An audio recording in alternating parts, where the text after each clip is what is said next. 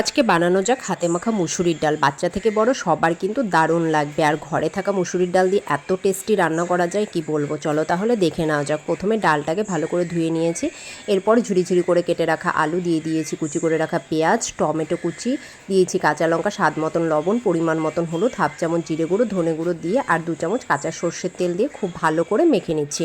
এবারে একটা কড়াই বসিয়ে সর্ষের তেল দিয়ে গরম হয়ে গেলে ফোড়নে দিয়ে দিয়েছি কালো জিরা আর শুকনো লঙ্কা, আর দিয়েছি থেতো করে রাখা রসুনটা ভাজা ভাজা হয়ে গেলে মেখে রাখা ডালটা দিয়ে দিলাম। এবার 2-3 মিনিটের মতন একটু কষিয়ে নিতে হবে। ডালটা যখন ভাজা ভাজা হয়ে যাবে পরিমাণ মতন জল দিয়ে দিব।